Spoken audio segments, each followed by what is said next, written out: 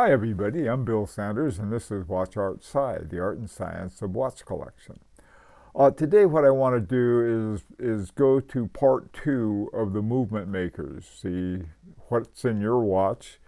And this is the elite ones. These are the movement makers that make the top movements. Now, usually your very best movements are by craftsmen who have their own watches.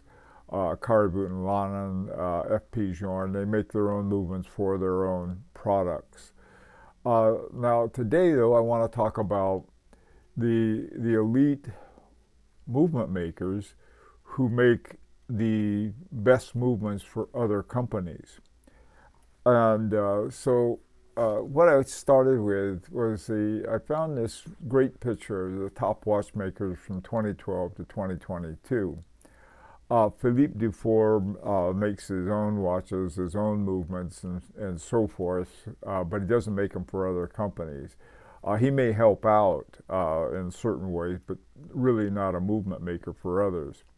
Now, Jean-Francois Mojan has a company called Krende, and he does make movements for other companies, and we're going to take a look at his movements. Guido Papi, I don't believe does. He has been involved in a number of different companies where he's done some wonderful things. Carol Forestier Casapi, she was the top watchmaker at Cartier for a number of years, brought in some great calibers, and now she is the head of movements at Tag Heuer. But she doesn't have aside any kind of other work that she does making it for other companies. Neither does Poppy, as far as I know. Now, Jean-Marc Viderec for years was making top movements and movement modules for a number of different companies, and his company Agenor was founded back in 1996, and we'll take a look at Agenors as well. These are the very best. So we're going to start with looking at Krende, and one of the things that you'll find is that they're collaborations. I mean, it's not just somebody calls them up and says, hey, we want a movement, but rather they work with each other and develop them together. Several different collaborations with Krende. One more recently was with Hermès and Krende and the Arquet L'Air de la Lune. Won one of the awards for the Grand Prix awards. And that had a special caliber that was made for it. Now some other ones that I guess you could call them off the shelf. In other words, these are ones that are already made, and you can make arrangements with Krende, or watchmakers can make arrangements with Krende to have watches made with these movements. Caliber C101 is a hand-wound movement that has several different configurations. Caliber 102 is sort of their entry level. I don't know what they're charging now. At one time, the entry level was about 1,000 Swiss francs for, I think, 100 or more. The C501 Reveille has a sound. There's another one they have with a tourbillon. So this was Krende is one that you can, anybody interested in making watches with really high quality movements, this would be one of the places to take a look at. Now, another one, this is sort of interesting. Schwarz ETN has modular movements, and different companies will go to them and they will ask for, either they can take one of the movements they have and modify it from this modular base that's used. the ASE 300, for example, on the top there, the base has these two, I'll call them compartments that are built in. And one, the barrel, is for the barrel, and the other one is for the micro rotor. The same one is used for a mechanical hand wound movement, and one of the sort of containers is for the barrel, and the other one is for another barrel put together in parallel. I've always liked this company. Then they have another one, the ISC 100. This is inverted, so the movements, you can see the movements from the top.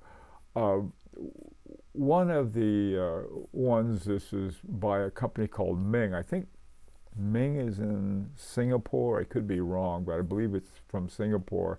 The 1901 caliber MSC 100.1. So now this would be their MSC 100 is my favorite one. It's a mechanical. So Schwarz ETN has some really interesting movements that are available. These are more expensive and they're very nice. Now, probably the top movement maker for really elite watches and is Agenor. They have a chronograph movement called the Agengraph that's used in several different watches. It's used in Singer, it's used in Fabergé, it's used in H. Moser et Company, and it's one of the, probably, in my opinion, probably the best chronograph on the market. But again, this is separate from the other kinds of things that go into it. Usually, when when a company like Agenor or Krende and some of the other ones that we've looked at, it's a collaboration. They get together and they say, okay, well, you're going to have to collaborate on the size of the case and all of these different elements that are affected by the movement. The AGH 6850 is one they're working on now with LeCoultre. AGH 6901 is one that was an award-winning one they did with Fabergé. AGH 111 RS is one they did with Hermes.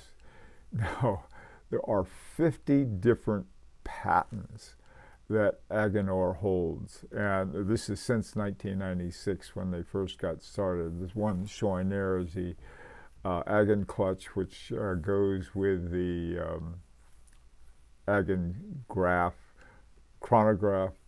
Now, with H. Moser, there's a special arrangement, and the H. Moser had bought into Agenor, so they own a piece of it, but Agenor would only do it as long as they have their total independence. So this is not something where Agenor has to do what Moser tells them to do, but rather there's certain arrangement that they have agreed on to do that. And so a lot of the movement elements and the whole movements are also part of H. Moser's movement. The AGH 7030 module, a recent watch that came out was H. Moser Pioneer Retrograde Seconds, and a little retrograde seconds was done by Agenor.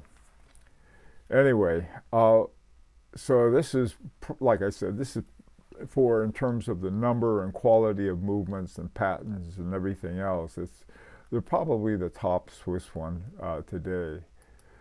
Now, another one that's sort of interesting is Les Cités or Arles.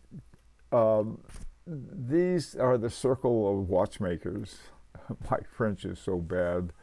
Les Cités or Arles is sort of the best I can do in French, so it'll be the circle of watchmakers. Now, these are the people with them. They're another one really very high quality. And the interesting thing is that they make a lot of the movements for Speak Marin. Now, the reason that's interesting is that Peter Speak Marin started Speak Marin watch company, and at some point he left, and so he's not making movements for them anymore, or watches or anything else really. But so they came to they wanted excellent movements, and the circle of watchmakers is the ones that they had do it. The a couple different ones they have here. There's one by Louis Vuitton Tambour on the far right. Biver, who is he had at least one, possibly two or more movements made for them. He had one movement that was really an incredible movement for the watch only. That was done by the Circle of Watchmakers. Again, these guys are they're bespoke. In other words, somebody said we need either a module or we need a whole movement to do a certain thing. Companies like Agenor, Krende, and Circle of Watchmakers are the ones that will do it. Now, the final ones I mentioned is they're available, but to another extent. One of my favorite watchmakers is Andreas Steller. He has some wonderful watches, and one of the things that I learned about at one time was that he made the chronograph movement for Maurice Lacroix. And Maurice Lacroix is sort of a medium-priced watch, and here they have this top watchmaker, one of the members of the AGHI, the Independent Watchmakers Guild. And anyway, I found out that the company that he has, Thiel AG, and I'm not sure what the correct German pronunciation would be, but that's what it looks like.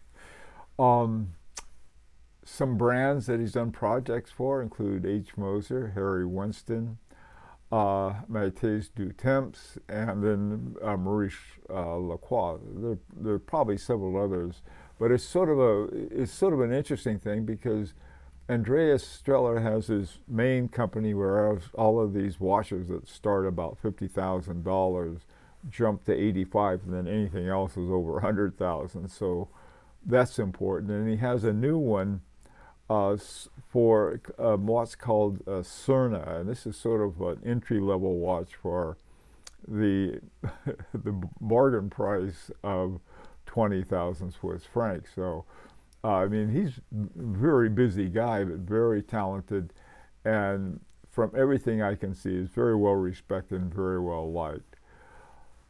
Now, Anderson Geneve, this is, I'm not sure how much collaboration is done, but I do know some is done. And recently, in last year's Grand Prix Award, there was a watch called Sakura Anderson Geneve with BCHH. This is Benjamin Chi High Horology.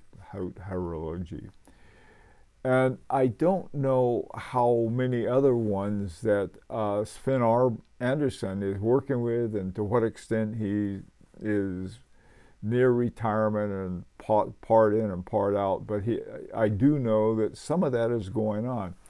There was some by Vincent Calabrese. Vincent Calabrese has an alternative to a hairspring that's a very interesting stuff that he has, and I think that would be I don't know whether any company has taken him up on it or not. It's a very, very interesting kind of work that would seem to be available to anyone who wanted it. Anyway, so these are sort of the elite movement makers that are out there. And some, such as Krende and Agenor, are probably the most central ones, at least of the Swiss. I don't know of any German ones, and there are, of course, there are a whole lot of the other ones we talked about in part one who have movements. Or it's more of like a standard movements. These tend to be more bespoke and specialized. Anyway, I'd like very much to hear what you think about these. Any other ones you say, hey, you forgot this one? I know somebody will. I can't believe you forgot this. Sorry if I did. Anyway, let me know what you think. It's an opportunity to subscribe if you like. And until next time, this is Bill Sanders for Watch Art Sci, the art and science of Watch collection.